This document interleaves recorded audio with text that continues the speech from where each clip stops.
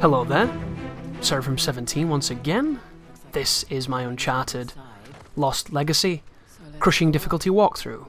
This is Chapter 7, and I don't actually know the name of it, guys. I apologise about that. It should have played just then on that little pan to this lovely looking level, but it didn't show you because I restarted this sequence after dying, and this is a really tough fight coming up for a few reasons. The first one is, undoubtedly you're going to have really shit amounts of ammo to deal with it.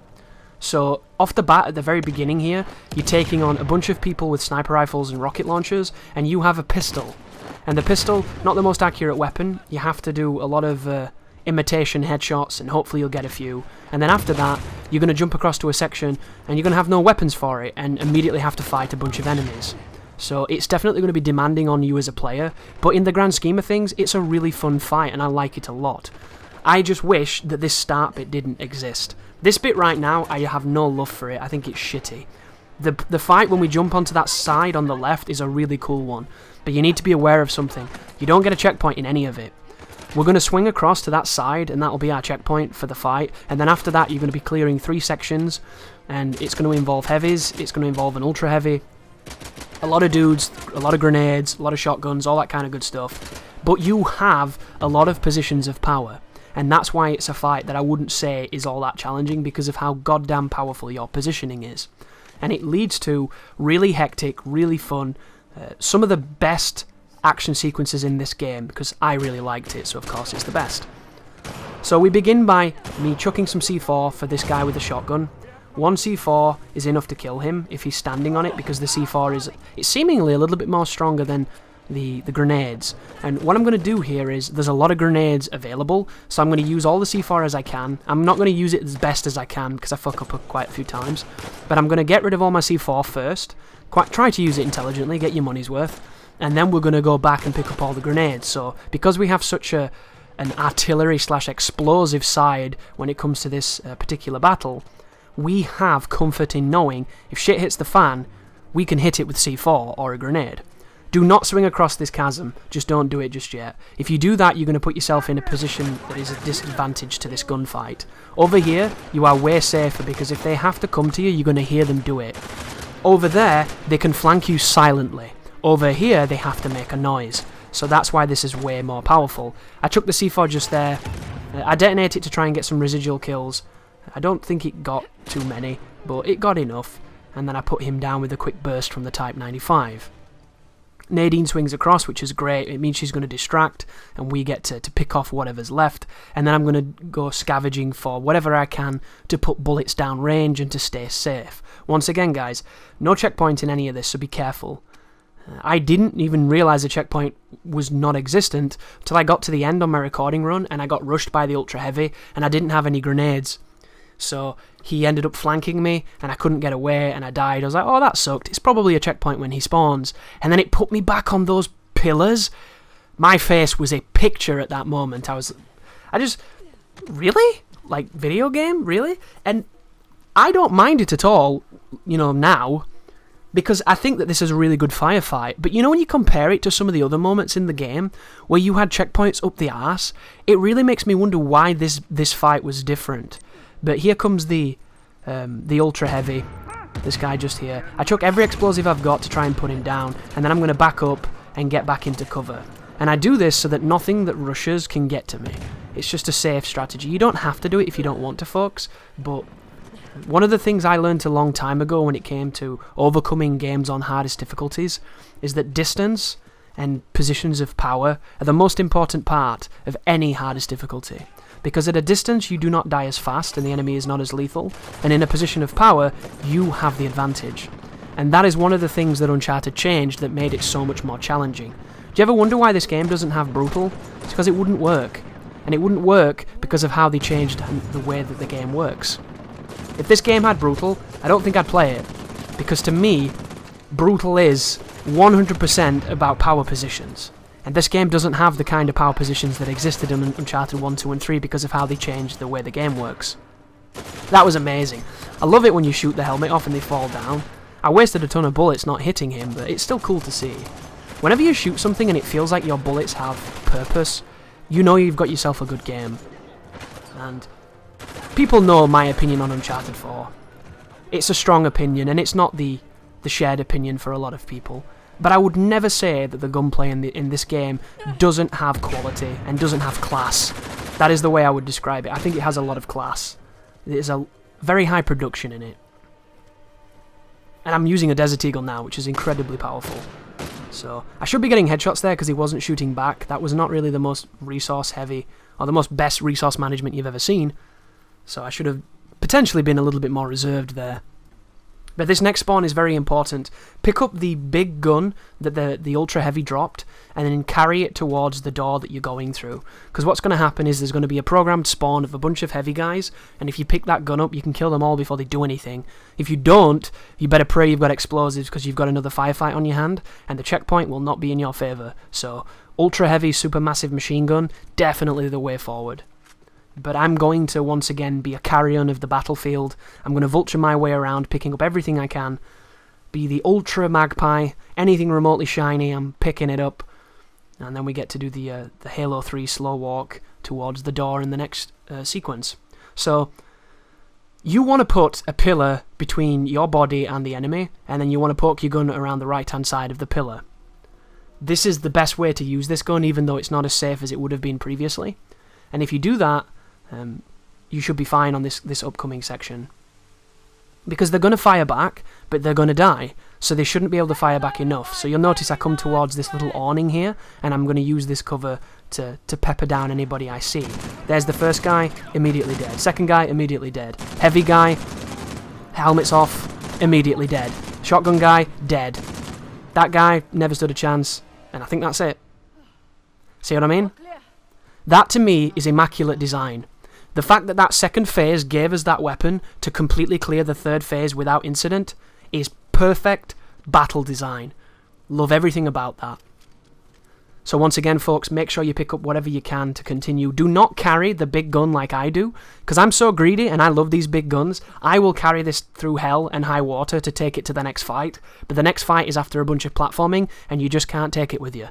Personally, I'd stick it on Nadine, because I don't really care too much about her character. She can die for all I care. Stick it on her, she can be my pack mule, we'll get to the next fight, I'll take it off her. Could have been amazing, right? Doesn't exist. So instead, pick up the China Lake, pick up a gun with a lot of bullets in it, preferably a good one, and then get yourself forward. So this is the part of the commentary where I lament that this game isn't on the PC.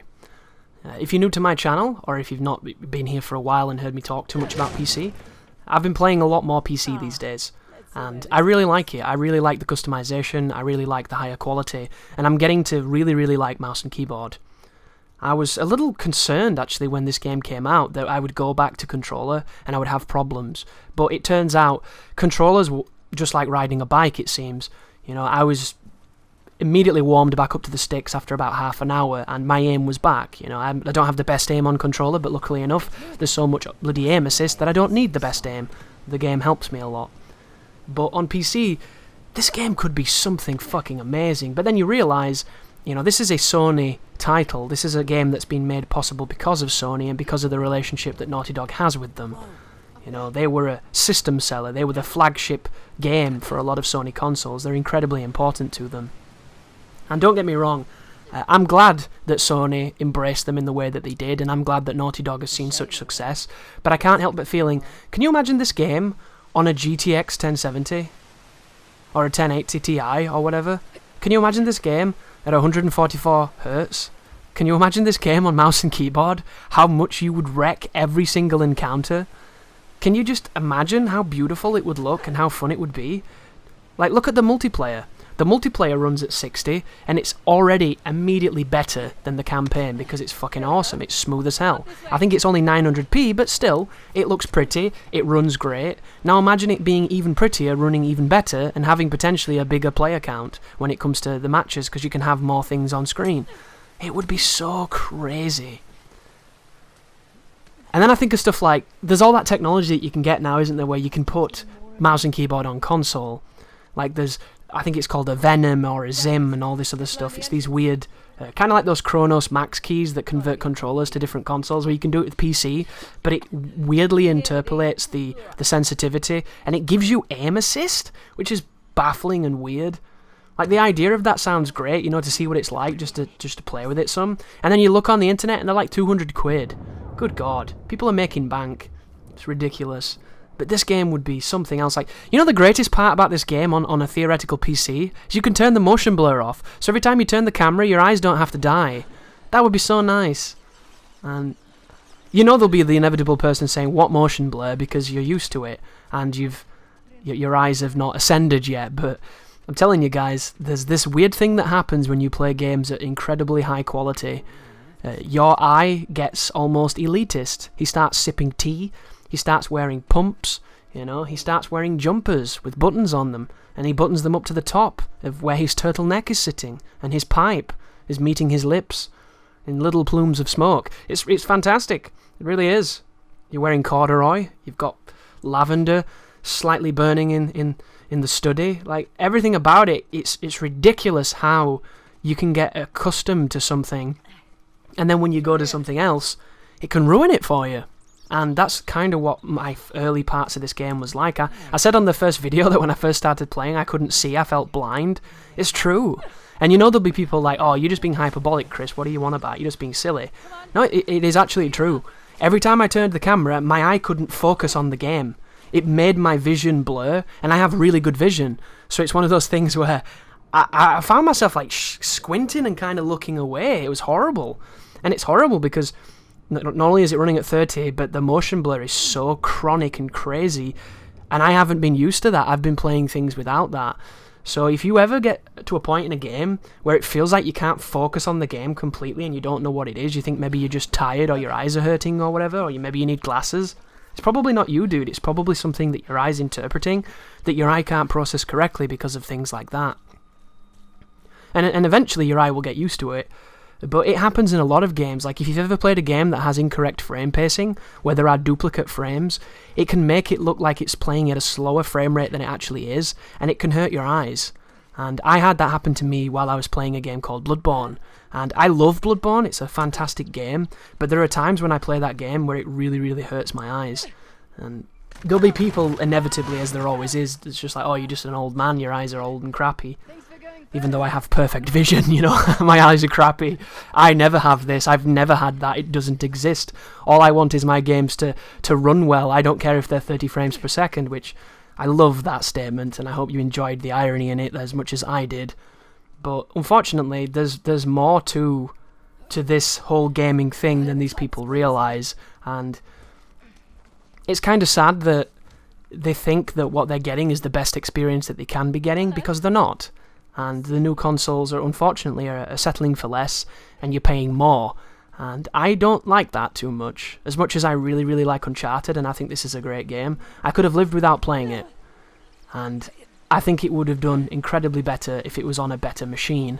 But it wouldn't have existed on a better machine, because luckily, you know, Sony got in there, saw something, saw those seeds of potential, and the potential has turned into, you know, one of the biggest franchises in the history of video games.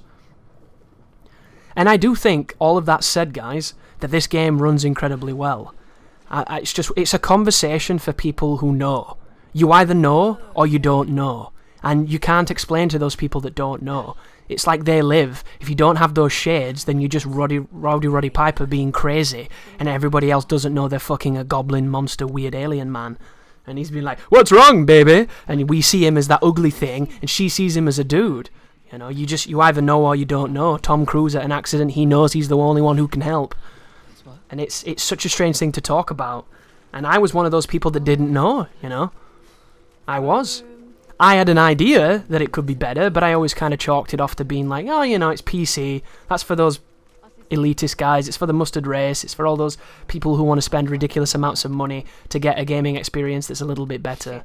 How ignorant I was of that experience. Because let me tell you now, guys, I have no regrets whatsoever. It's probably the best decision I've ever made, in as much as the experience itself.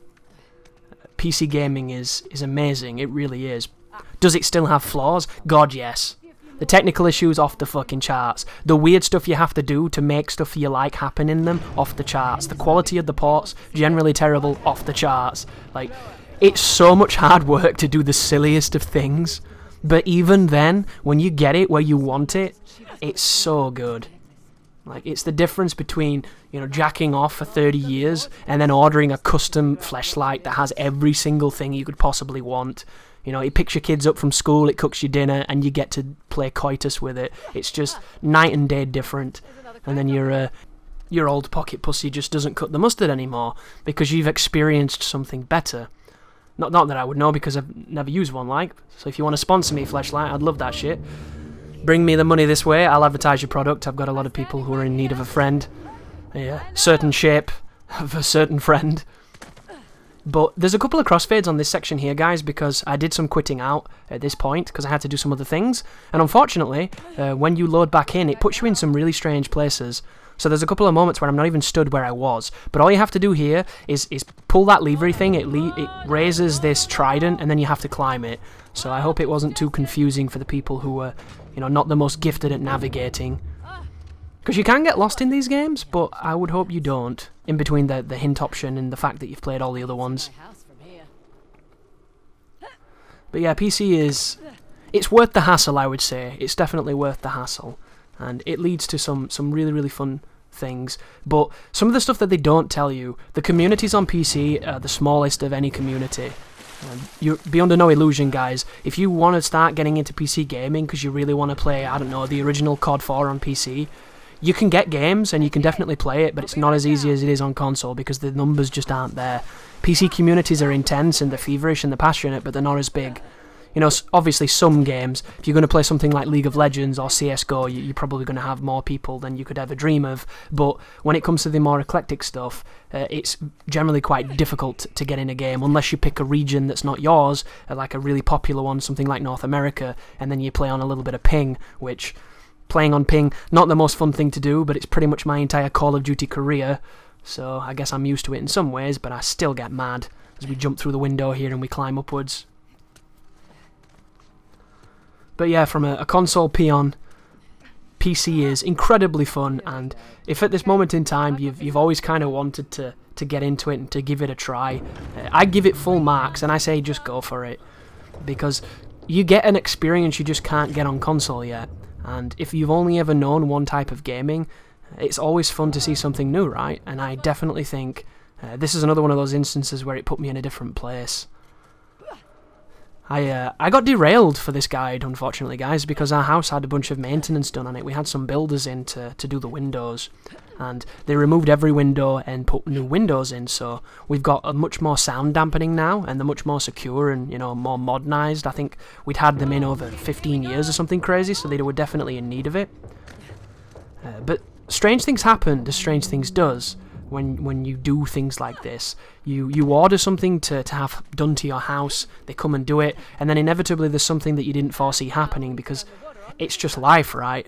And I found it to be really strange and really unprofessional, and I'm going to recite it now to see how you feel, guys. So, if you don't know about windows, when you have windows in an upstairs house, so in the upstairs of your house, if you have a low windowsill, your upstairs window glass has to be toughened glass. It has to have this seal that tells you that it's thicker than standard glass.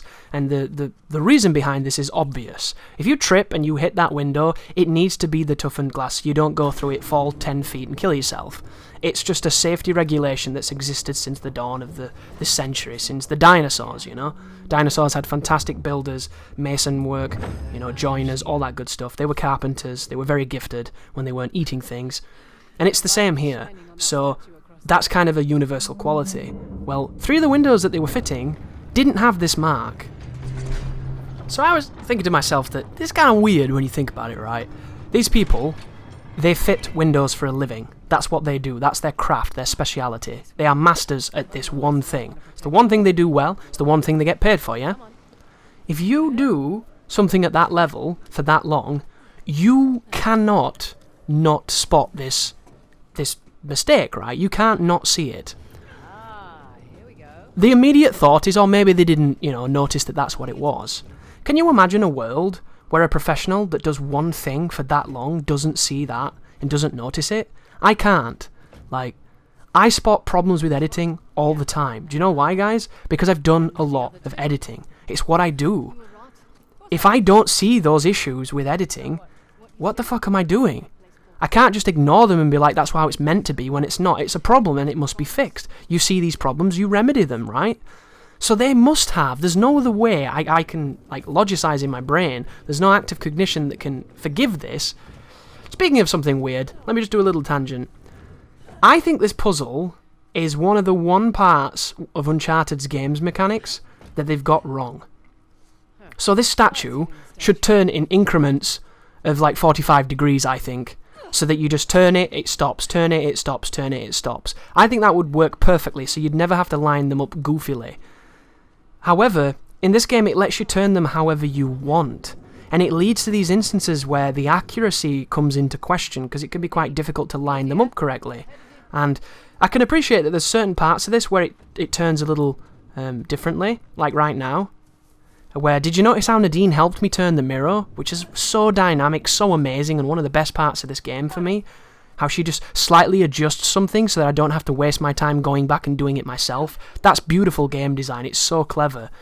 But this system would work so much better if I didn't have the freedom to put the laser in the wrong place. It should just be a sequence of turns that move like a clock hand, and they just, they move every 3. It just would make sense, right? North, east, south, west. Boom, boom, boom, boom, boom. Instead of being able to get it just off of between north, south, west, and all this kind of garbage. It's so strange to me that you have such flexibility in something that would work better if it was simpler. And it really stands out to me. Does it stand out to you at all? I just think it seems kind of strange. But anyway, there's no planet, right, where these people who fit windows for a living don't notice that this glass isn't up to the standard that's needed.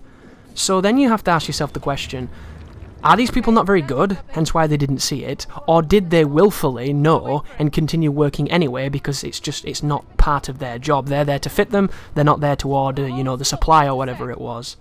So what this has resulted in is there's going to be another day where they have to come and change the windows, which has created more work for both us and them, because when you have shit like this happening in your house, it affects everybody, You can't do shit for an entire day while they do things. It's filled with sawing and banging and noises and strange men in your house, and it's one of those things that you have to do, because in the end it'll be worth it. But to me it just seems so strange that you can be a professional at something and make such a cardinal sin with it. So I think that they knew, they had to know, there's no way around it. They just ran with it because it was easier to shut their mouth than to say something. And that rubs me the wrong way in almost every walk of life, because if I get paid to do something, you do it right. I've always believed in that. It's one of those qualities that my parents instilled in me, and I'll instill in my children, and hopefully instill in some of you.